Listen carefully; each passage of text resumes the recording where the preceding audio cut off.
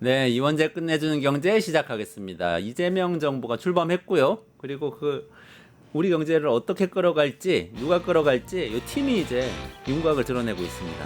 이 팀이 어떤 사람들인지, 그리고 이 팀이 할 일이 어떤 것들인지 전반적으로 한번 우리 국정을 읽는 시간 특별 대담 마련했습니다. 이광재 명지대 석좌 교수 모시고 말씀 나누겠습니다. 안녕하세요. 어서 오세요. 안녕하세요. 네. 국정 경험 너무너무 많으시고 또 의정 경험도 많으신데 이재명 정부 출범하면서 여러 가지 이제 소회가 많으시겠어요. 정말 잘 됐으면 좋겠어요. 그래 잘 될 거라고 보는데요. 이번 청와대 인선을 보면서 좀 비교적 좀 안심했어요. 아, 그러셨어요. 네. 왜냐하면 제가 청와대에 있어 보니까 네. 이번에 결국은 강원식 비서실장하고 우상호 정무수석은 네. 비교적 중도적인 성향의 사람들이잖아요. 네, 네, 그렇죠? 네, 네. 그렇게 볼 수 있겠고 두 번째 특히 이제 경제팀에서는 우리가 김용범 그러니까 정책실장 네, 네, 네, 네. 등을 봤을 때 이제 결국은 원래 재무부 출신이거든요. 원래 기재부 출신이긴 하지만 기재부 예산통이 아니고 금융통이다. 아, 기재부가 그러니까 기획재정부인데 예. 그 예산 파트가 있고 정책 파트가 있고 이렇게 소위 이제 나눠져 금융이라는 있죠. 소위 예산 쪽이 있고 정책과 금융 쪽이 있는데 재무부 금융 쪽이 이렇게 출신이죠. 아, 금융정책국 그렇죠. 출신이죠. 예. 네. 금융 그리고 또 하준경 경제수석도 한국은행에 들어가 있다가 금융연구원. 아. 드디어 뭐냐면 돈의 흐름, 경제는 네네네. 돈의 흐름을 보면은 애널리스트를 분석하는 거 보면 세상이 어디로 돌아가는지 알잖아요. 네, 네, 네. 그리고 돈의 흐름을 알 수 있기 때문에 저는 실물 경제에 굉장히 유리하다라고 보고 또 하나는 둘 다 성장과 미래를 중요시하고 있다는 네. 부분에서 김용범 실장과 하준경 저는 경제수석은 좋은 아. 조합이라고 봅니다. 아, 한 분씩 한번 짚어보면 좋겠네요. 그러면 그 김용범 실장 같은 경우에 경력이 굉장히 독특하게 느껴지는 게 이제 어쨌든 말씀하신 대로 재무부 네. 있다가 기재부에서 금융정책국 있다가 이제 1차관하고 그 다음에 이제 퇴임을 했는데 퇴임 뒤에 그 코인 기업이죠. 그 해시드 리서치는 코인 기업의 이제 연구 기관으로 보이는데 해시드 리서치라는 곳 대표를 맡으셨더라고요. 네네. 네, 이런 분이 정책실장을 하신다는 건 어떤 의미일까요? 저는 상당히 미래지향적이고 좋다고 보는데요. 그러니까 이분이 보면 재무부에서 원래 왔어요. 네네네. 그러니까 고시가 일찍 됐어요. 그다음에 금융정책국의 증권제도과를 했고, 증권제도과. 네. 아, 그다음에 이제 또 세계은행에도 가 있었고, 네. 금융위원회에서 자본시장 금융정책국장을 했어요. 네네네. 그래서 대통령 비서실에도 있었고, 그다음에 결국은 HD라는 우리가 블록체인 기반의 네네네. 회사에 이제 있게 되는데 결국은 상당히 미래 금융 쪽으로 갈 가능성이 많겠다. 그러니까 한국이 제조업은 전 세계 6위 강국이거든요. 네. 근데 경제학으로 보면은 처음에는 무역이 발달하다가 제조업이 발달하다 금융업이 발달하거든요. 네네. 이때 제조업을 잃어버리면 나라가 무너지는 거고 네. 제조업과 금융이 합쳐지게 되면 드디어 선진국으로 가는데 네. 그런 부분에 저는 상당히 미래지향적으로 기대하는 바가 저는 있죠. 아, 근데 그 해시드에서 하셨던 가상자산 연구하고 이렇게 들여다보셨던 게 그 미래 금융을 여는데 도움이 될 거라고 보시나요? 저는 그렇게 봅니다. 그러니까 김용범 실장의 이제 주장 같은 걸 보면은 결국은 디지털 금융의 허브 국가가 되자. 네네네. 지금 보면은 싱가포르의 발전 전략, 싱가포르 현재 9만 불이 넘거든요. 네. 2007년도 기준으로 우리가 2만 불, 그 당시로는 싱가포르이 한 6만 불 됐는데 지금 9만 불, 굉장히 높아졌는데 네. 세계 아시아의 허브, 글로벌 허브 국가가 된다는 거하고 거기 핵심은 금융이었거든요. 네. 그런 부분에서 과거의 금융이라면 디지털 금융으로 아시아의 허브가 될 수 있는 길을 가게 된다면 G2를 노려볼 만한 새로운 길을 열 수 있는 것이죠. G2까지요? G2면 그렇죠. 금융에서는 금융에서 그렇죠. 아. 그러니까 어떻게 보면은 싱가포르이 전통적인 금융이라고 한다면 디지털 금융 부분에서 우리가 새로운 미국의 강력한 파트너로 새로운 길을 열어볼 수 있겠죠. 아, 아니 뭐 이게 너무 투기적이라는 걱정도 많이 하시긴 합니다만 우리나라 국민들이 가상자산에 투자하는 액수나 거래 규모 같은 걸 보면 굉장히 크더라고요. 이게 제일 가슴 아프게 생각하는데 결국은 AI하고 블록체인 양대 기술의 세상을 밀고 가는데 네. AI는 데이터를 모아가지고 생산성을 높이는 네, 거잖아요. 네, 네, 네. 블록체인 같은 경우에는 결국 원장을 분리하고 결국은 지분 증명, 이 사람이 기여한 만큼의 대가를 받는 네, 네. 그런 것이 블록체인에 기여하는 것인데 네. 거기에 이제 코인이 붙어 있다 보니까 블록체인 기술은 발달하지 않고 코인 거래가 문제가 아. 그게 됐었는데 네. 우리도 이제 처음에는 미국도 나 코인의 사기라고 했잖아요. 네. 근데 이미 코인은 전 세계적인 추세가 되고 있죠. 네. 근데 우리는 꽉꽉 우리는 애써 외면했죠.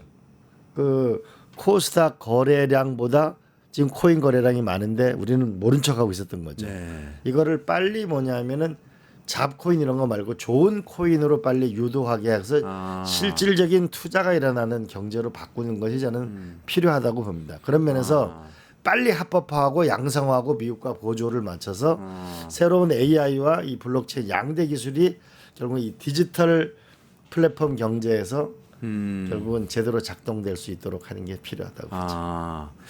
아니 그 코인 얘기하면서 미래금융 얘기를 하시니까요. 그러면 미래에 이 블록체인 기반의 화폐가 주류가 될 수도 있다. 이렇게 혹시 보시는 건가요? 저는 뭐 주류까지가 될지 모르겠습니다만 강력한 저는 이 디지털 화폐 네. 이거를 피할 수 없을 거라고 네. 봅니다. 왜냐하면은 페이스북이 현재 20억 명이 매일 써요. 네. 그죠? 네. 1년에 225조 정도 매출을 하게 되는데 네. 여기에 참여한 사람한테 한 2조 정도를 지불하거든요. 네. 네. 응? 네. 우리도 뭐냐면 네이버도 우리가 일종의 우리가 포인트나 뭐 이런 걸 지불하잖아요. 네. 네. 네. 아마 이게 세계적인 그 결국 새로운 디지털 경제라는 게 이게 결국은 디지털 경제 영토인데 네.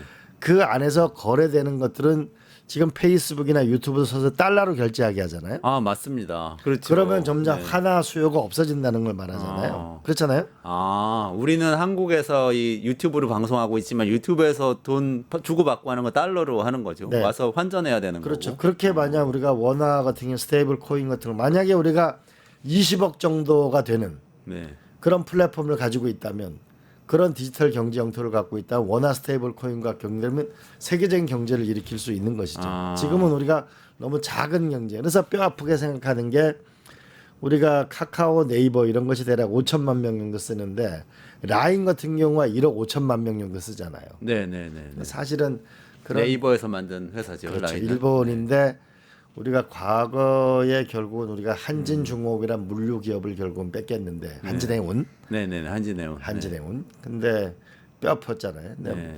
마찬가지로 라인 같은 것도 뼈 아픈 것이죠. 결국은 이런 플랫폼 기업이 진화하면 진화할수록 결국은 코인이라고 하는 것이 더 광범하게 유통될 것이고 그런 건 결국은 스테이블 코인과 연동돼야만 안정성이 생길 것이다 이렇게 보는 것이죠. 아, 그 말씀 나오셔서 스테이블 코인이라는 게 또 지금 요즘 핫합니다. 키워드로 떠올라서 뭐 주식 시장에서 관련 주가들이 막 오르기도 하고 특히 이제 김영범 실장이 새로 정책실장 되신 분이 스테이블 코인 원화 기반 스테이블 코인을 도입하려고 하지 않겠느냐 이런 전망이 이제 나오고 있는 거죠. 저는 뭐 우리 그 민병덕 의원도 그렇고 민주당에서 결국은 한화 기반의 스테이블 코인을 빨리 만들어야 된다고 저는 봅니다. 아, 그래야 우리가 한화가 그 스테이블 코인을 통해서 디지털 세계에 통용되는 화폐가 돼 나갈 수 있으니까요. 네. 그리고 조금 더 우리가 자신감을 가지고 문제는 이 플랫폼 기업을 갖고 있느냐 못 갖고 있느냐 아, 세계적인 네네. 이런 것이 중요하다고 봅니다. 아,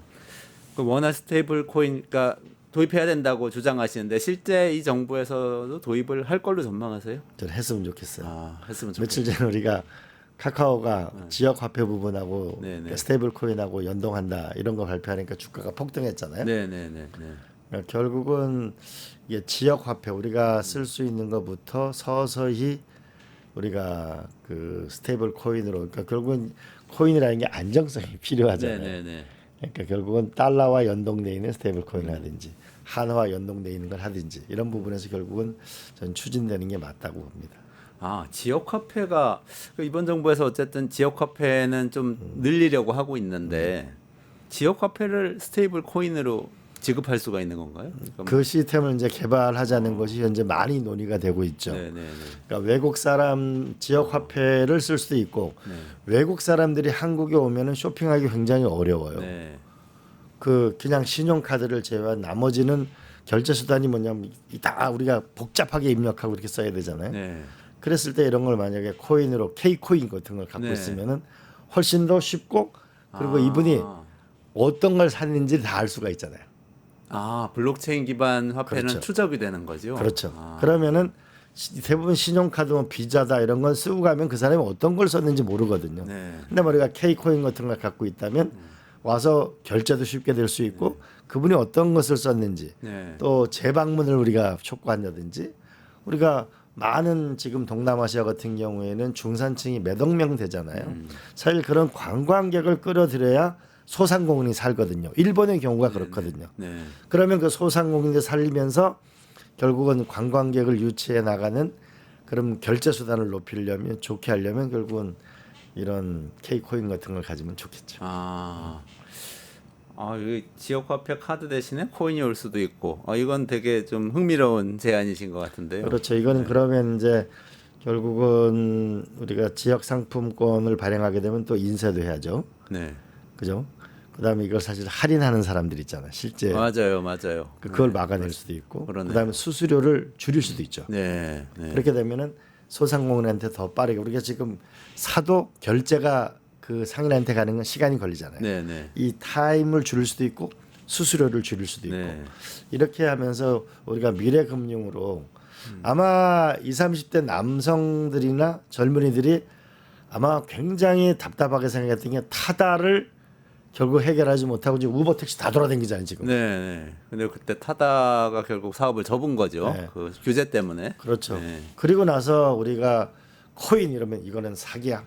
그때 이건 범죄야. 라고 했던 부분에 대해서 야, 이 기성 정치권이 너무 낡아 빠진 거 아닌가 이런 젊은이들의 실망감이 있었거든요. 그러면서 다만 이 지금도 많은 분들이 집을 못 사는 분들이 주식을 하고 주식을 못 사는 분들이 결국 코인이라는 그러니까 비트코인인 건 비싸잖아요. 네. 이더리움이나 그러다 네. 보니까 잡코인 같은 걸 사다 잡코인하죠. 보니까 네. 결국은 이것이 투명화해줘야 이 코인이 진짜인지 아닌지 가능성이 있는지 아닌지 되는데 이걸 막아놓으니까 더 어려워지는 것이죠. 네. 그런 면에서 빨리 양성화하고 미국과 제도를 맞춰 나가야 된다고.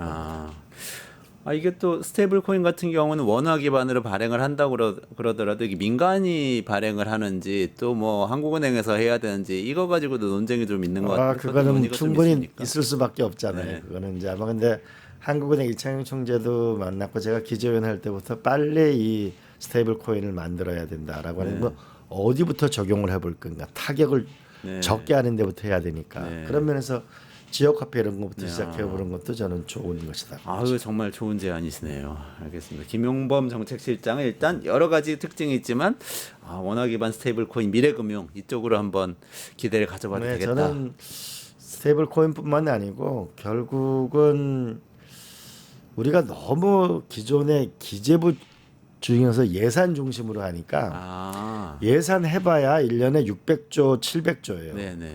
근데 시장에서 우리가 연기금만 갖고 있는 게 3천조 원이에요. 네. 그리고 시장 금융기관에서 작동되어지는 게 6천조 이상이 작동되는데 그러면 예를 들면은 우리가 100조 원의 우리가 이율이 높은 이 높은 이자를 쓰고 있는 분은 1%를 낮춰준다 그러면 1조 원이면 되잖아요. 그렇잖아요. 그러니까 정책 수단을 쓸 때도 그 돈을 1조밖에 안 쓰지만은 실제로 100조 원을 빌린 사람한테 1%씩 이자를 낮춰주는 효과를 가질 수도 있거든요.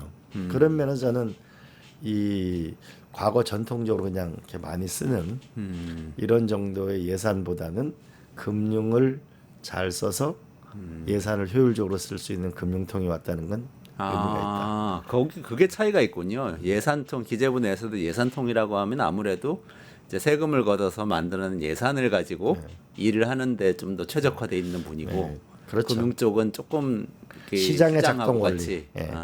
그런 면에서 이제 결국은 저는 산업과 기술과 금융이 만나야 미래로 가는 겁니다. 그러면서 의미 있는 진전이 있을 거다. 기대하죠. 알겠습니다. 그리고 경제성장 수석도 아까 잠깐 언급을 하셨는데 하준경 수석인데 한양대 교수 출신이시고 이전에 한국은행 출신이시고 공정성장이라는 이야기를 또 지난 대선 때부터 지난 대선에 이재명 후보의 참모도 하셨더라고요. 예, 예. 그런 이야기를 하셨던 분인데 이분은 좀 어떤? 저는 하준경 그 수석에 대해서 기대가 커요. 네, 그 하나는 여태까지는 진보 정권에서 성장이라는 말 자체를 꺼내는 걸 두려워했어요. 그렇지 않아요? 그렇죠. 그리고 성장 이거는 시장이 하는 것이 무슨 정부가 하는 거다는데 성장을 분명하게 내걸었다는 점이 저는 좋다고 보고. 근데 공정 성장이라고 하는 거는 그 인터뷰를 읽어보면 이렇게 표현했더라고요. 직업이 10사람이 있는데 직업이 하나밖에 없으면은 이때 공정을 이야기하면 정말 피 튀기는 거죠. 네, 그러면 10사람에게는 10개의 직업이 필요한 것이잖아요. 네, 네. 또 이때 공정해져야 되는 거죠. 그래서 기회를 만들겠다라고 하는 게 네. 저는 와닿고, 두 번째로는 이분도 한국은행 출신이고 금융연구원 출신이에요. 근데 재밌게 제가 봤던 거는 부동산에 몰려 있는 돈을 결국 투자 경제로 네. 전환시키겠다. 네, 네, 네. 저는 이게 굉장히 의미 있는 거라고 봅니다. 그렇죠. 대한민국이 결국은 투자가 일어나야 일자리가 생기는 거고 신기술이 나오는 건데, 현재 사실 부동산 담보 경제에 많은 게 묶여 있잖아요. 그런 부분에서 이 부동산에 묶여 있는 경제를 투자 경제로 전환하겠다는 거. 그다음에 기술을 진화시켜서 결국은 그 기회를 만드는 성장을 만들겠다.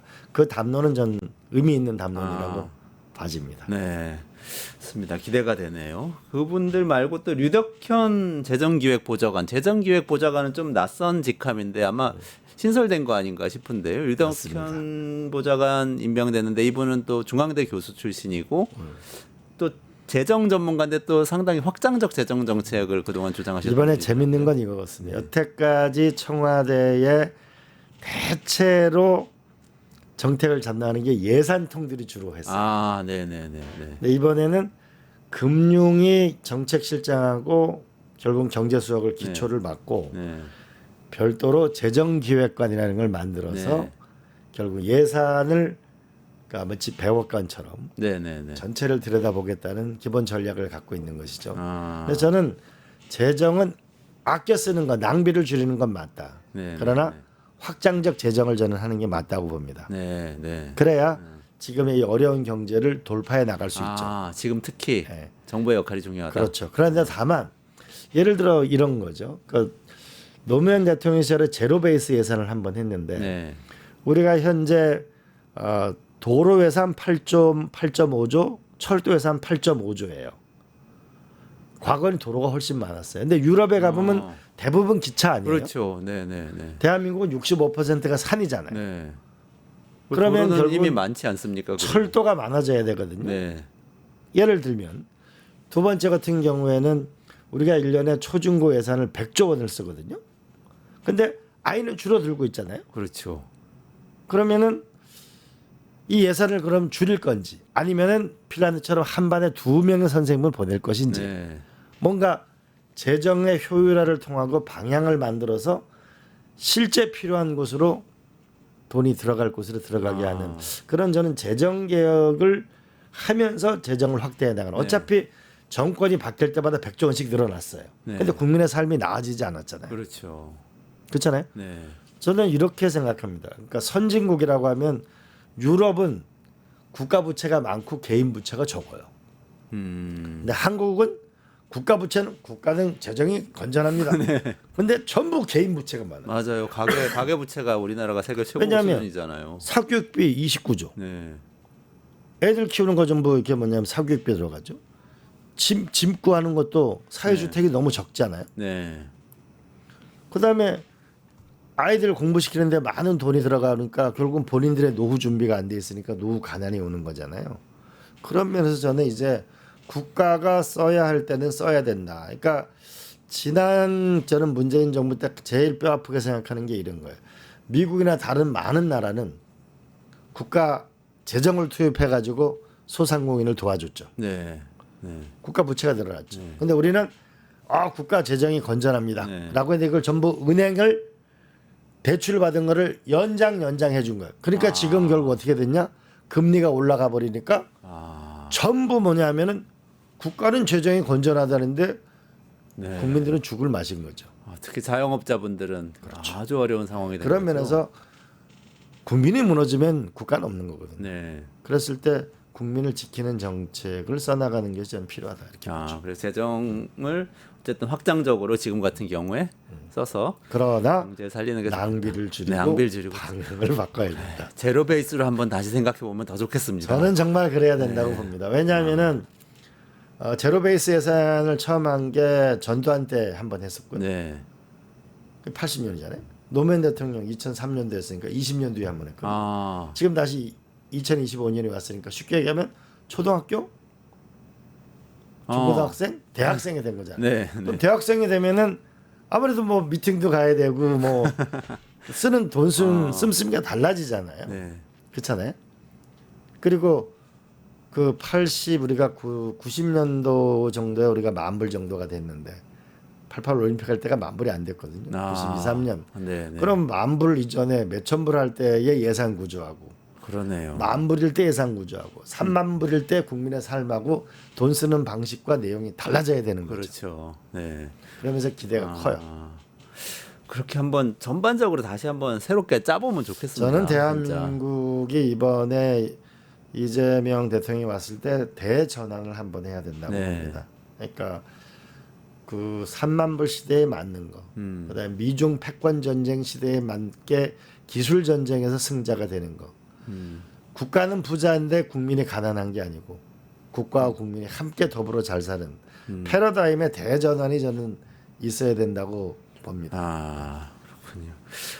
알겠습니다. 재정기획보좌관도 굉장히 의미가 있는 자리인 걸로 보이고 사회정책 쪽이 또 있는데요. 문진영 사회수석이 임명이 됐습니다. 예, 이분은 어떤 분이신가요? 기본적으로 복지를 강조하시는 건데 결국은 경제팀으로 보면은 하나는 소상공인을 도와서 회복하는 거, 성장하는 거. 근데 그 결과는 결국 복지로 이어져야 될 거예요. 네, 그런 것이 저는 조화를 이룬 거라고 저는 생각합니다. 그렇군요. 이분도 저 서강대에서 연구하시던 학자분, 사회복지학 하시던 분이고 경기도 일자리 재단에서 예전에 대표를 맡아서 일을 하셔서 아마 고용에도 굉장히 관심이 많을 걸로 보이고 아동수당을 확대하는 지금 18세까지로 확대하는 이 계획이 있는데 이것도 설계를 한 분이라고 결국 이제 뭐 들었습니다. 저출생 문제를 극복하기 위해서 이제 하는 것이고 조금 더 이게 세계적인 경제학의 논쟁인데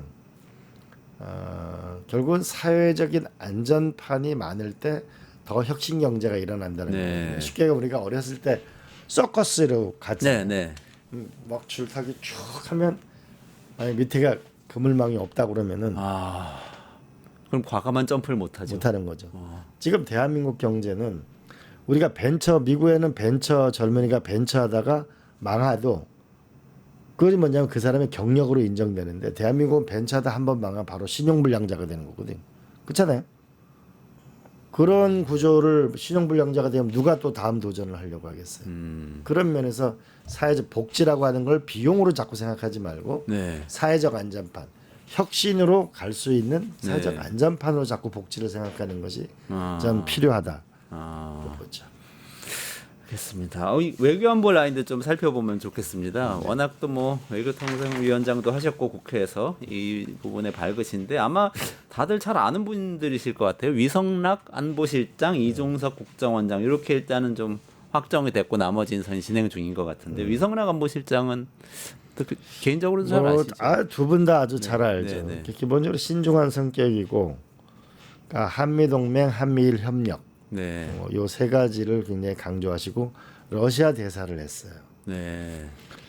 그렇기 때문에 앞으로 아마 트럼프 대통령과 푸틴 대통령, 우크라이나 전쟁이 어떻게 되느냐에 따라서 그 다음에 러시아와의 북한과의 협력 여부와 이런 것들을 볼 때 상당히 그 미국을 한미동맹을 기초로 했지만 한미일 협력 그다음에 러시아 부분을 주동 면밀하게 볼 수 있는 그런 특징이 있어 보이고 이종석 장관은 뭐 저랑 차원대 쭉 같이 있었는데 결국은 이제 남북 문제를 결국은 어떻게 미중 일러의 견제를 뚫고 또 한편으로는 그들의 협력을 가지고 남북 문제를 풀어가느냐 뭐 이런 결국은 둘의 적절한 조합이 있었던 거 아닌가 싶어요.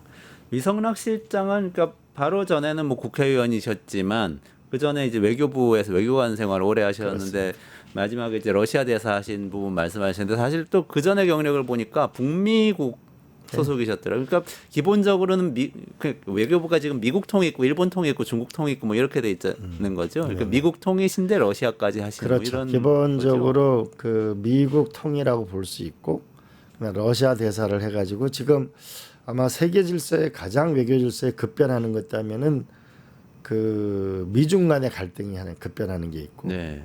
과거에는 러시아를 견제하기 위해서 중국을 미국이 끌어들였다면 네. 지금은 중국을 견제하기 위해서 미국이 러시아를 끌어들일지 안 끌어들일지 네. 어디까지 과연 이걸 협력하게 될지가 지금 상당히 세계사적인 관심 속에 있는 거 아닙니까? 네, 네, 근데 지금 러시아의 입지는 상당히 넓어지고 있죠. 사실 중동에서도 그렇고 우크라이나 지역에서도 그렇고.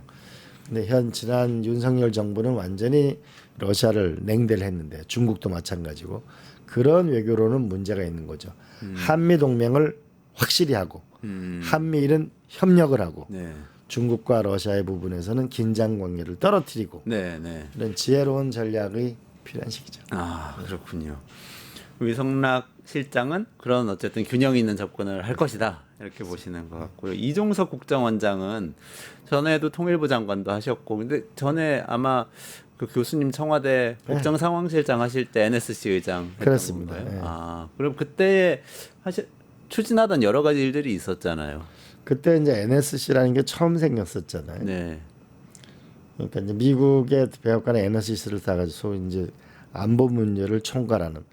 제가 청와대 가 보니까 외교부 따로, 통일부 따로, 네. 국방부 따로. 네. 이게 좀 문제가 있거든요, 이게. 예. 그랬을 때 그걸 NSC라는 조직을 만들었는데 지금은 사실 국정원이라는 데가 이제 국내 파트가 없으니까 네. 대북 파트하고 결국은 외교 파트가 있으니까 국정원이라는 것을 효율적으로 활용해서 최고의 정보를 가지고 정부가 움직일 수 있도록 하는 것은 필요해 보입니다. 그러니까 과거 우리가 미국의 CIA를 보게 되면은 초창기 멤버들이 우리가 다 아는 헨리 키신저 같은 네. 역사학자들이 많았어요. 그러니까 그렇죠. 결국은 이 정보라고 하는 것은 그래 전략적 정보 이런 것이 미국 CIA에서 탄생하게 됐는데 결국 많은 이 정보의 조각의 편린들이 모아지면 결국 이걸 어떻게 볼 것인가라는 그런 것이 필요하잖아요. 국가 전략이. 그런 면에서 저는 NSC 경험도 있고 통일부 장관 경험도 있기 때문에 국정원이라는 데를 통해 가지고 북한 문제, 그다음에 세계 정보, 그러니까 미중일라나 세계 기술 전쟁 정보 같은 거를 바탕으로 해서 결국은 전략을 수립할 필요가 있지 않을까. 왜냐하면은 과거에는 미국이 우리가 하자는 대로 하면 됐거든. 네. 지금 쉽지 않잖아요. 과거에는 미국이 하자는 대로 우리가 그냥 따라가면 됐는데 그렇죠. 그게 가장 큰 뭐 외교 전략이었죠. 근데 지금 그렇지 지금은 않잖아요. 독자적으로 뭔가 막 구상을 해야 되는 기본적으로 한미 동맹은 기축으로 하고 한미일도 잘 지내야 되고 중국하고 원수를 지지 말아야 되고 러시아도 마찬가지고 그러면 그런 가운데 자기 원칙을 지키면서 실리를 얻는 길이 무엇일까 뭐 이런 게 소위 그 방정식이 상당히 어려운 방정식이죠. 그런 걸 풀어나가는데 저는 국정원에 좀 혁신이 있었으면 좋겠어요. 혁신이 좀 있으면 좋겠다. 북한하고 대화하는 부분이 이제 아마 현안이 곧 되지 않을까 싶은데요. 좀 어느 정도까지 가능할까요? 현재로 보면 뭐 거의 대화가 불가능한 것 같아 보이지 않습니까? 근데 또 어제 오늘은 보니까 그래도 대북 확성기 우리 쪽에서 중단하니까 북한 쪽에서도 화답을 하고 이런 움직임은 좀 있었습니다. 이제 아무래도 지난번 윤석열 정권은 좀 한심하다고 봐야 되잖아요. 그 막 저기 드론 보내가지고 뭐 맞아요.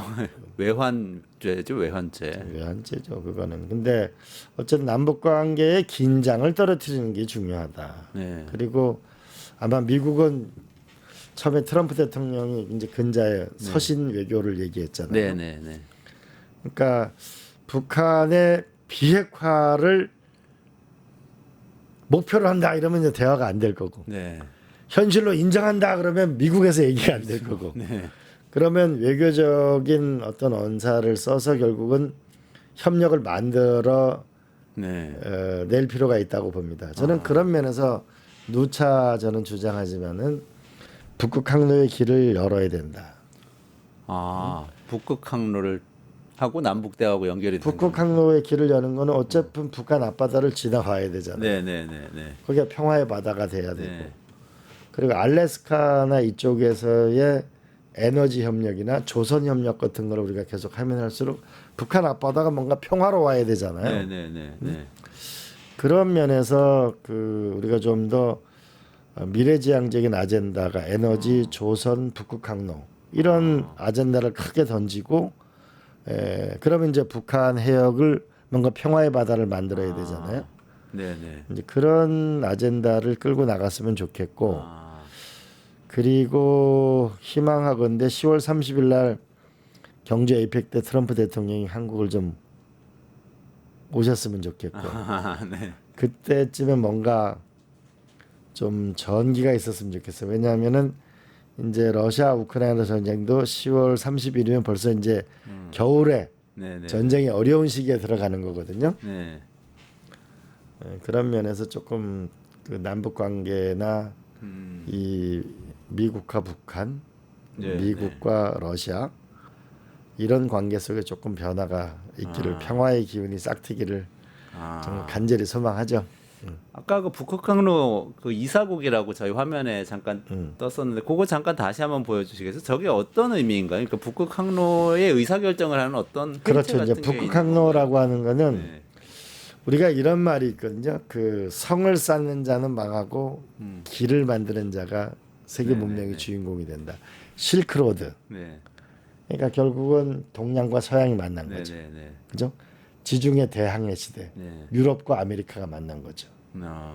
그죠? 그러네요. 그다음에 라이트 형제 하늘길, 네. 인터넷 전 세계 다 길. 길이네요. 근데 북극 항로라고 하는 거는 아시아와 북미와 유럽이 북극 항로에서 만나는 인류사의 새로운 최초의 길이에요.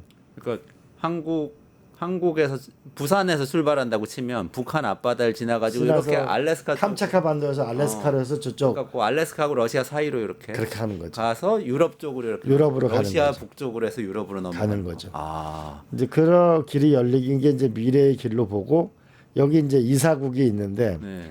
미국 캐나다가 이사국이에요. 그렇겠네요. 그렇죠. 길 지나가니까. 네네. 네.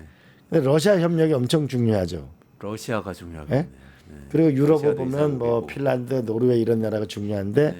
나머지 이번에 캐나다에서 모이는 G7 국가 5국가는 네. 전부 옵서버 국가예요.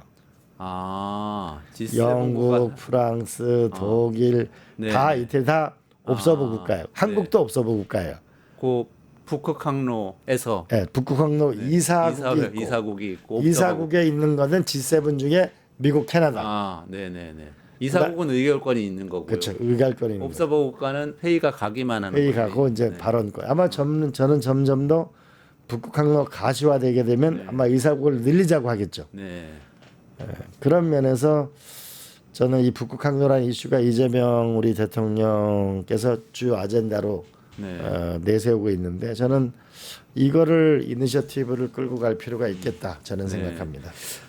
그러니까 북극 항로 또 뭐 경주 에이펙 이런 어떻게 보면 다자 외교의 장에서 이야기를 나누면서 좀 간접적으로 북한과 대화가 시작되게 만드는 전략 이걸 지금 말씀하시는 그렇죠. 건가요? 지금 보면은 G7이 있을 수 있고 네. 그로부터 이제 한 2주 뒤에 나토 정상회의가 있고 더 중요한 건 9월 20일 날 유엔 총회가 있는데 한국이 의장 국가예요. 네. 여기 어떤 아젠다를 낼 수가 있어요. 네. 그 10월 30일 날 에이펙이 경주에서 열리게 되는데 네. 이때는 전 세계 정상들하고 전 세계 CEO들을 한번 한국에 초청을 해가지고 코리아 리스크를 이 계엄으로 생긴 이 리스크를 날려버리는 국가적 계획이 있어야 되겠죠. 그러면 좋겠어요. 외교 안보 라인의 이 책임이 아주 막중한데요. 지금 보면은 경제가 외교고 기술이 외교고 기술이 안보고 안보의 경제이자 네. 이런 측면이 그렇죠. 있는 거죠 지금. 네. 근데 최근에 언론에서 조금 우려를 하는 부분들이 있습니다. 이거 아마 예전에도 겪으셨던 문제였을 것도 같은데요. 외교부는 뭔가 이게 이 동맹을 중시하고 한미 동맹 중시하고 그 뭐 통일부 이런 데는 자주 남북 대화 중시하고 민족주의자들 아니냐 이러면서 청와대 안에서도 위성락 실장은 그러면 뭐 동맹파 아니냐 외교관 출신이니까. 근데 국정원장은 예전 그 통일부 장관 출신의 그 이종석 원장이 하면은 이게 자주파 동맹파에서 갈등이 생기는 거 아니냐 이런 시각이 지금 언론에 좀 보도가 되고 있는데 어떻게 보세요? 저는 그 제 청와대 경험에서 가장 없애야 될 게 외교부, 국방부, 통일부가 따로 노는 거예요. 네. 사실은 무기 체계를 아는 게 중요하잖아요. 외교부 관리들도. 아 그렇죠. 그렇죠. 네. 큰 외교 전략 속에서 남북 문제를 풀어야 되는 거지. 네. 남북 문제만 가지고 남북 문제가 풀리지가 않잖아요. 그렇죠. 그러면서 저는 김대중 대통령이 굉장히 지혜로웠다. 뭐냐면은 클린턴 대통령의 숨소리조차 김정인 위원장에게 들려가요. 아, 네네네. 김정일 위원장의 작은 움직임이라도 네. 클린턴 대통령에게 전달될 수 있어요. 네. 그러니까 결국은 우리가 북한도 중요하지만 미국도 중요하고 가교를 열어야 된다는 것에 중요하게 얘기했고 또 한편으로 이런 말씀을 하셨어요. 그 정주영 회장이 북한의 소대 방북을 이끌고 갔대. 네, 네. 엄청난 반대가 있었죠. 이런 미국이 이제 큰일 났다 이제 응?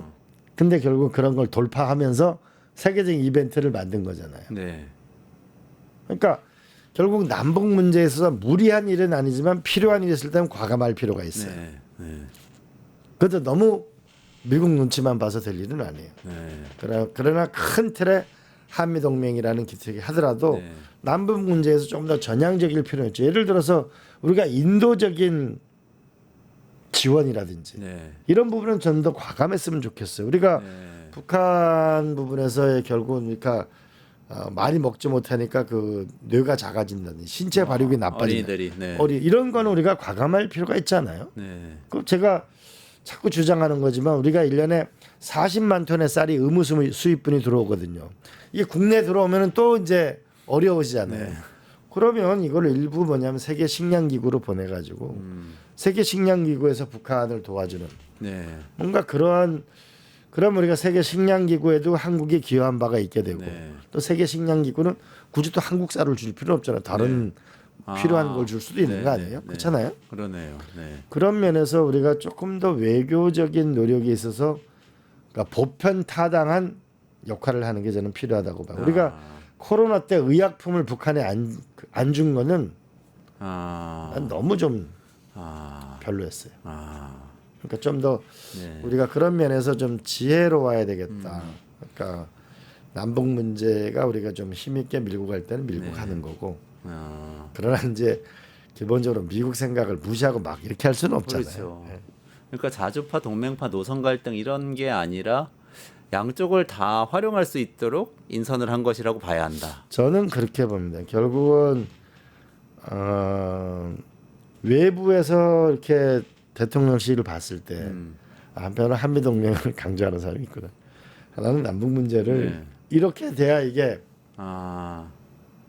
외부에서 볼 때 이 정부가 어떤 정책을 쓸 수 있을까라고 하면 경우의 수가 많아야 되는 거죠. 네. 여기는 한미 동맹파 바꾸라. 그러면 중국이 어떻게 생각하겠어요?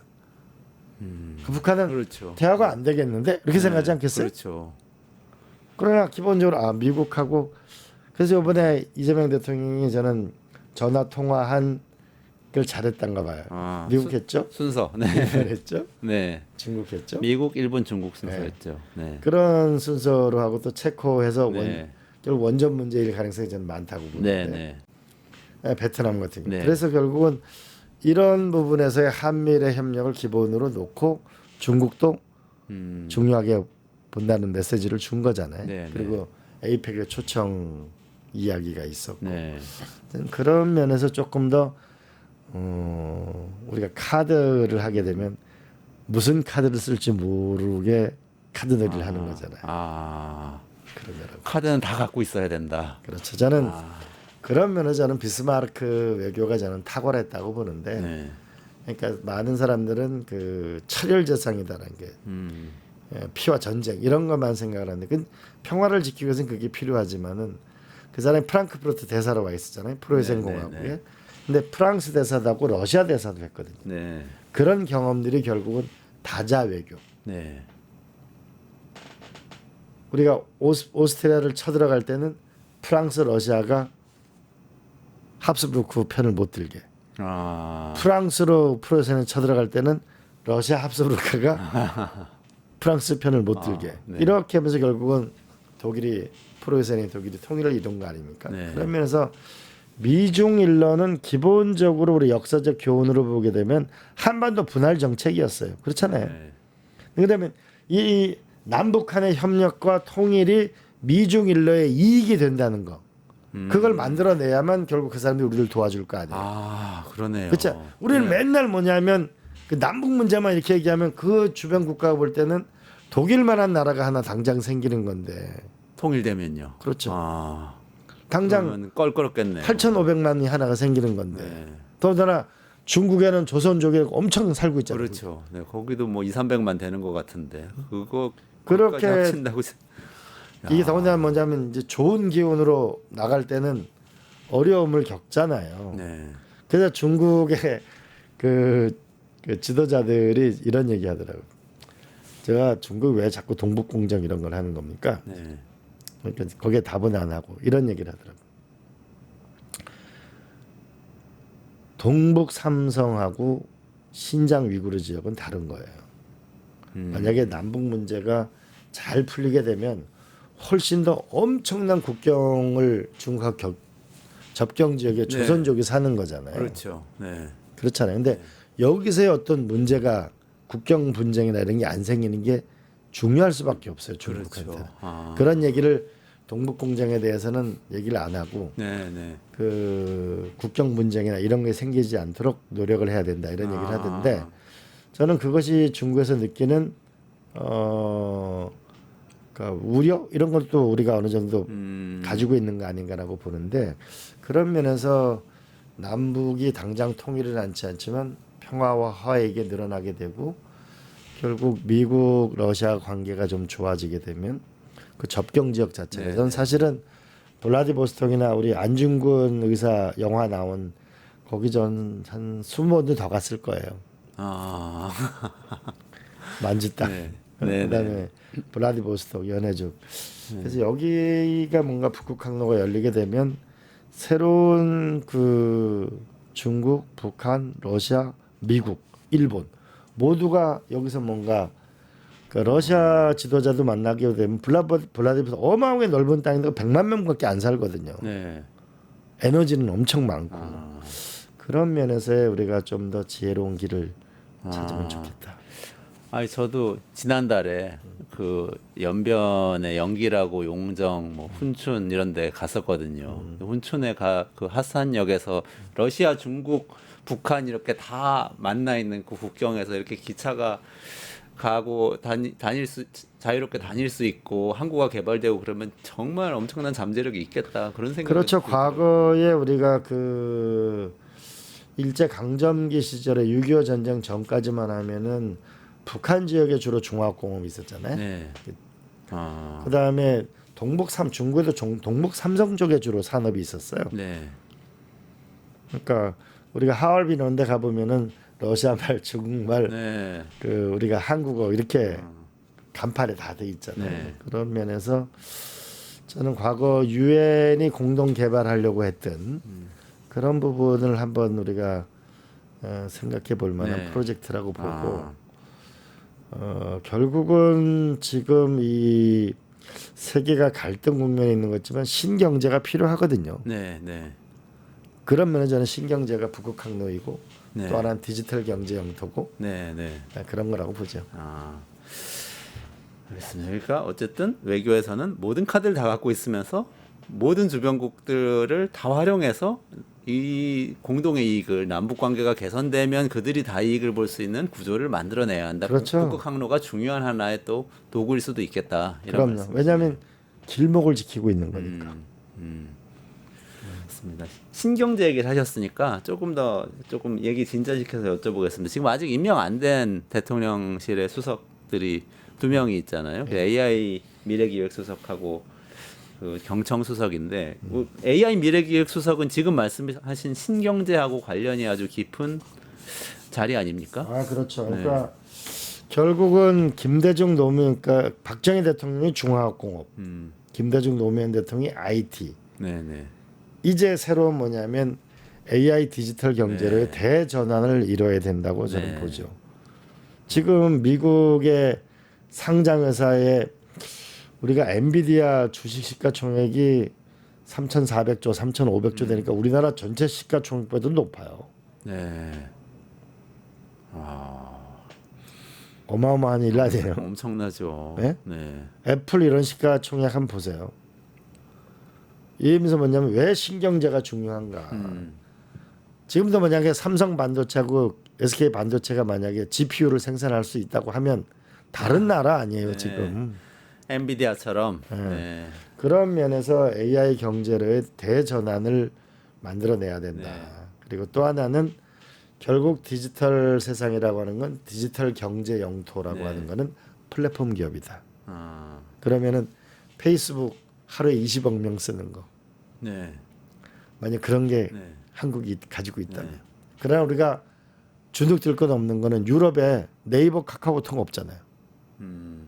그렇죠. 이거 다 구글 쓰고. 그렇죠. 우리가 근데 저는 아주 눈여겨보고 정말 새 정부가 들어왔으면 꼭 하고 했으면 하는 게 네이버 카카오가 운영하고 있는 웹소설 웹드라마 이게 세계적인 건데 왕창 투자를 해가지고 세계인들이 쓰는 플랫폼이 되면 웹툰 웹소설 이게 결국은 다 모든 문화 컨텐츠의 기본이잖아요. 네, 그렇죠. 그리고 K 공연은 뮤직은 세계적인 거잖아요. 그러면은 인천공항이나 이런데 5만 석 이상 들어가는 대규모 공연장을 만들고 그런 거를 또 전 세계로 발신하고 그럼 그것 때문에 관광객도 오고 또 그런 컨텐츠를 가지고 있으면 대한민국이 다른 나라가 될 수 있잖아요. 그리고 그런 웹툰 플랫폼 우리나라 기업이 있으면 아까 말씀하신 원화 스테이블 코인을 거기서 결제하게 하면 당연하죠. 어떨까요? 결국은 이런 세계적인 원화를 플랫폼들 쓰게 하면 엄청난 투자가 있어요. 이런데 나는 국부 펀드를 넣고 네. 이번에 그래서 에이펙 정상회담이 오면은 정상들도 오지만은 세계 국부 펀드 세션을 했으면 좋겠어요. 그거 괜찮네. UAE나 중동 펀드 세계 싱가포르 국부 펀드 센터를 만들어 가지고 이런 카카오나 네이버 같은 세계는 웹툰 웹소설을 글로벌하게 한국이 갖고 있는 문화 콘텐츠 자체를 글로벌 플랫폼으로 만드는 우리가 지금 서서히 이제 OTT 서비스를 합치고 있잖아요. 아니 왜 유튜브의 대부분의 콘텐츠가 한국 거, 넷플릭스는 대부분 건데 우리가 지금 하청업자로 전락하냐고. 그리고 달러로 결제해서 봐야 되지 않습니까? 그리고 이거를 문제가 있는데. 한번 대규모의 한번 도전이 이런 디지털 경제 영토 플랫폼 경제에서 또 하나는 결국은 피지컬 AI에서 결판이 날 겁니다. 물리적 AI, 그러니까 로봇 같은 로봇이죠. 것들 말씀하시는 거죠. 중국에서 요새 보면은 산에 가잖아요. 산에 가면은 청소하는 그 개처럼 생긴 로봇이 있고요. 개처럼 개 로봇이 생긴 개가 청소하거든요. 다니면서 청소하고 다니는 건가요? 개 쓰레기 주워가지고 쓰레기통 갖다 놓고 그런 거 하고 있거든요. 엄청 앞서 있네요, 중국이. 앞서 있죠. 우리나라에서는 그런 것들 아직은 보지 못하잖아요. 그렇죠. 그런 면에서 저는 이 피지컬 AI 특히 우리는 자동차 부품이 강하고 제조업이 강한 나라거든요. 그러면 AI라는 것만 미국의 원천 기술을 가져오면 로봇을 만들게 되면 한국의 자동차 부품 산업들은 다 성공할 수 있죠. 그리고 이거는 생산 공정의 혁신을 이뤄낼 수 있죠. 그러니까 우리가 현대 저 보스턴 다이내믹스 얘기하는 개 있잖아요. 거기에 나오는 그 발. 이게 어디서 만드는 거냐면 강원도 원주에 있는 만도기계에서 만든 거거든요. 그래요? 왜냐하면 사실 이런 유압 자동 이런 기계 원리 같은 경우는 한국에 잘할 수 있잖아요. 다만 이 로봇한테 AI를 두뇌를 추론하는 거. 두뇌를 우리가 못 우리 주로 신경계, 그러니까 신경계 이렇게 뭐 춤추는 로봇 이건 아직은 신경계통에. 근데 이제 생각을 해야 이게 되는 거. 그런 두 가지 부분에서의 우리가 로봇 부분을 성공해낼 수 있다면 저는 세계적인 나라가 될 거다. 그래서 AI 수석이 어쨌든 현재 대한민국이 1등하는 거를 응용 기술, 우리가 원천 기술은 미국, 중국이 있다. 네네네. 그러면 AI 응용 기술에서 제조업 세계 강국으로 거듭나는 거. 아, 그 다음에 현재 1등하는 거 보면은 그 EBS하고 방송통신대학은 세계적인 겁니다. 네, 그렇죠. 여기다 AI를 붙여가지고 전 국민이 쉽게 AI 공부를 하고 이거를 전 세계로 만들면 세계 최고의 교육 회사 아니에요? 아, 그렇죠. 그런 게 플랫폼이 될 수도 있겠네요. 교육 플랫폼. 전 세계 암만 모든 비즈니스를 통틀으면 먹는 거 1등. 그렇잖아요. 두 번째 큰 사람이 교육 산업이에요. 아, 그런가요? 네. 그러면 교육 플랫폼. 그다음에 한국이 또 1등 하는 게 뭐예요? 의료, 의료. 의사. 그러면 한국은 지금 원격 의료가 어렵지만 한국의 대표적인 의사분들 이렇게 해가지고 세계적인 AI 병원을 만들 수 있잖아요. 외국인들을 상대로 하는 거. 그럼 그게 또 거대한 AI 병원이라는 세계적인 플랫폼이 되면 엄청난 비즈니스가 되지 않을까요? 엄청나겠는데요. 그리고 문화 쪽에서는 카카오 네이버 이런 거. 네. 아니 근데 그 모든 거를 다 총괄해서 할 수 있는 AI 수사가 어떤 사람이 그거를 잘할 수 있습니까? 모르겠어요. 이거는 결국은 큰 상상력인데. 결국은 이랬으면 좋겠어요. 이재명 그 김대중 대통령도 네. 처음에 이 그 IMF가 왔을 때 빌 게이츠나 세계적인 경제인을 자문을 구하면서 IT 혁명을 이룬 거거든요. 네네네. 그러니까 이번에 이재명 대통령께서도 저는 일론 머스크나 손정이나 세계적인 국부펀드 하는 사람이나 피터 틸이나 이런 세계적인 기업인들을 빨리 한국으로 초청해서 오픈 AI 만든 그렇게 해서 강요들 앞에 강의도 하게 하고 네. 정말 전 국민이 듣게 네. 하고 그리고 또 CEO들과 만나게 해주고 마크롱 대통령처럼 그러면서 뭐냐 왜 AI가 세상을 바꾸는 기조가 되느냐 이런 거를 컨센서스를 만들고 또 에이펙 때는 다 초청해가지고 네. 비즈니스 세션도 만들고 아. 이렇게 해서 국민들이 아 일로 가면 우리가 미래가 있겠구나라고 하는 희망을 같이 만드는 그런 리더십이 됐으면 좋겠고 그랬으면 좋겠어요. 아 근데 에이펙 9월 아닌가요? 10월 30일. 10월. 그러면은 빨리 준비해야 되겠는데요. 그런 판을 벌이려면 지금 시간이 이번에 아마 재계 총수와의 미팅 이런 게 있으면 이제 그런 걸 당부하면 네네. 그러니까 비즈니스 세션 아. 그다음에 이제 세계적인 정상들 간의 세션 이런 것들을 이제 만들어서 했으면 좋겠어요. 이제 결국 경주인데 거기가 특급 호텔이 적어요. 네. 이제 평창 올림픽 때도 그래서 우리가 그 기차로 그 강남까지 논스톱으로 이렇게 네. 달리는 기차를 만들었었는데 부산 해운대 같은 데는 가깝잖아요. 그럼 해운대하고 경주하고를 빨리 네. 연결시키는 숙소나 뭐 이런 시스템 같은 걸 빨리 만들 필요가 그런 있고. 세심한 준비들이 필요하네요. 최근에 이슈가 되는 건 또 이것도 이제 그 외교장이니까요. 나토 정상회의 대통령이 참석해야 되냐 마느냐 가지고 또 언론에서 또 논란이 벌어지고 있는데 어떻게 보십니까? 이 양론이 있죠. 왜냐하면은 나토에 간다는 거는 러시아하고 척을 진다는 걸 말하는 거고. 네. 그러나 나토 정상은 이제 미국한테 기대 가지고는 유럽이 방위를 할 수 없겠다. 네. 그래서 1,380조를 들여서 방위비 체제를 만들고 결국 무기를 사들이겠다. 네. 무기를 팔아야 될 거 아니에요? 네. 그렇죠. 그러면 결국 우리는 어떤 방법이 있을까라고 보면은 우리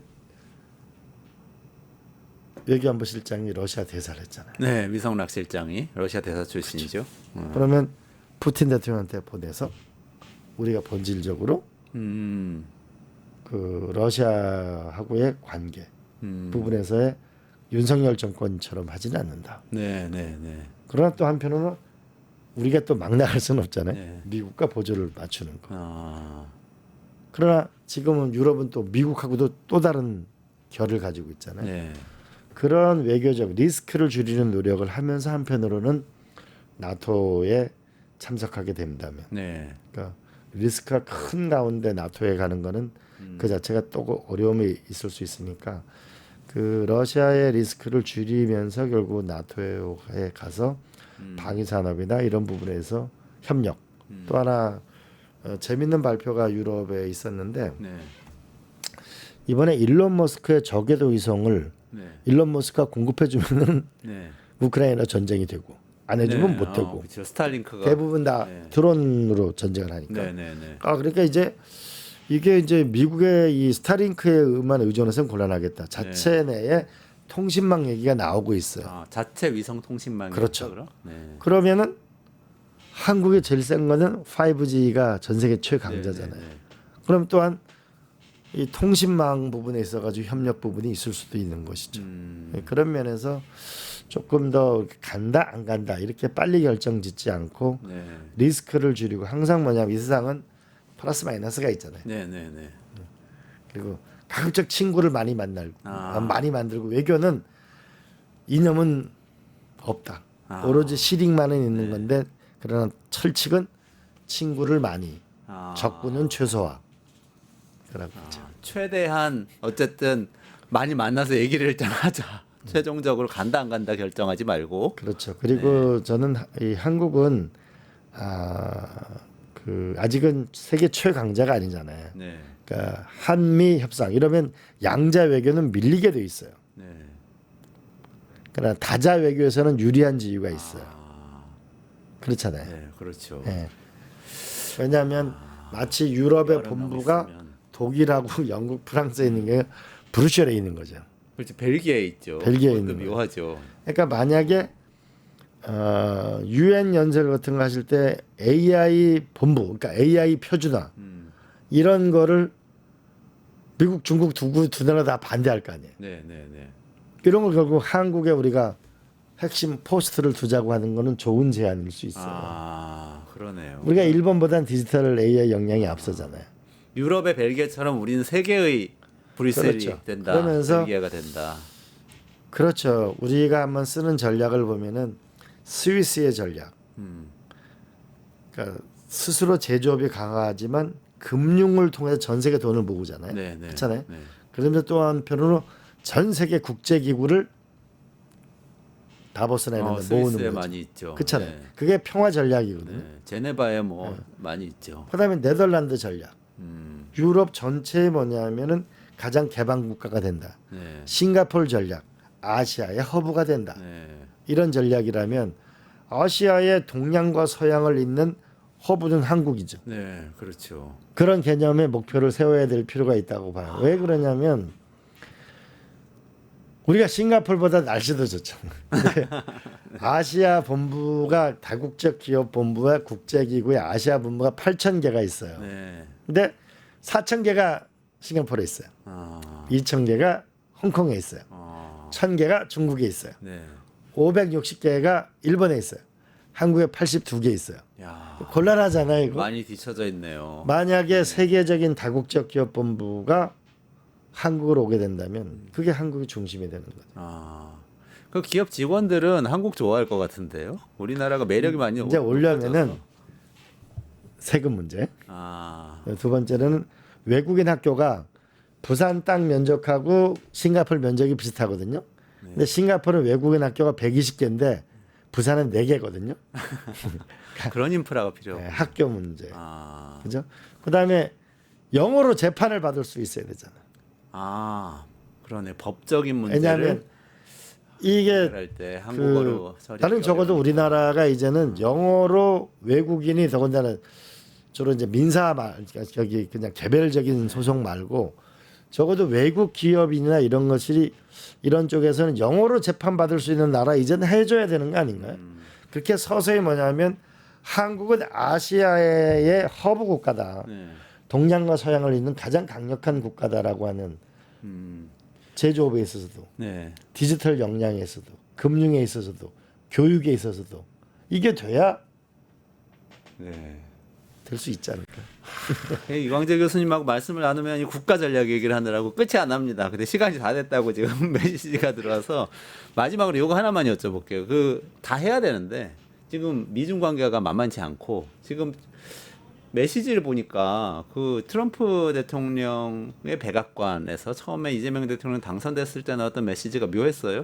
그러니까 축하하는데 중국 개입은 좀 없었으면 좋겠다. 이런 뉘앙스의 메시지가 나왔고 또 반대로 이렇게 시진핑하고 이재명 대통령하고 통화했을 때 시진핑 쪽에서 발표한 그쪽 메시지를 보니까 자유무역과 다자주의를 좀 인정을 해야 된다. 같이 발전시켜야 돼. 이렇게 얘기한 거 보니까 이거는 트럼프를 겨냥한 것 같고 관세 전쟁 하지 마라 이런 것처럼 이렇게 삿바 싸움 하는데 둘 다 한국에 필요하다 이렇게 거꾸로 생각할 수도 있잖아요. 한국에 필요하다. 네. 한편으로 견제를 하는 거라고 볼 수도 있지만 한편으로 둘 다 한국이 필요하다라고 볼 수 있잖아요. 몸값이 올라가는 건가요? 네. 그러면서 저는 노무현 대통령 때 한미 FTA 하면 한국이 망할 줄 알았지만 우리가 성공했잖아요. 난 지금 오히려 한국이 넥스트 한미 FTA에 준하는 한미 동맹의 질적인 전환을 이룬 새로운 많은 협상들을 저는 이뤄낼 수 있다고 봐요. 이건 우리 이원재 대표랑 같이 공조가 있죠. 중국하고도 과거에는 한국의 자본과 한국의 기술을 중국에 가져 중국의 노동력과 만나는 거였다면 지금은 중국도 기술이 발전했잖아요. 네. 돈도 있잖아요. 네. 그러면 중국과 기술과 자본과 한국의 기술과 자본이 만나서 미국이 반도체나 원천적으로 반대하는 그 레드라인이 아닌 인간의 생명을 늘린 바이오라든지 환경산업 이런 부분에서 협력을 이뤄낼 수 있다. 각각 협력을 이뤄내. 그렇죠. 왜냐하면 경제 협력이고 하늘이 무너져도 솟아날 구멍이 있고 한미에서 우리가 협상으로 강한 윈윈이 있고 한중에도 윈윈이 있다. 알겠습니다. 여기까지 하도록 하겠습니다. 또 이광재 교수님도 국가전략 이야기 너무나도 유쾌하게 1시간 잘 들었습니다. 이원재 끝내주는 경제는 매일 오후 5시 50분에 라이브로 진행되고요. 주말은 쉬시고 월요일에 5시 50분에 접속해서 같이 이야기 나눠주시면 됩니다. 이광재 교수님하고 같이 여기서 인사드리면서 물러가도록 하겠습니다. 고맙습니다. 네, 고맙습니다.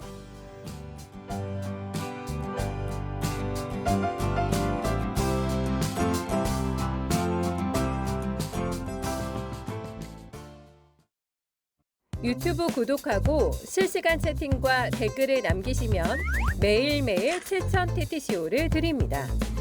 참여 방법은 통통물 어플을 다운로드하고 회원가입과 로그인을 해주세요. 마이페이지에서 나의 회원 고유 번호를 복사해주세요.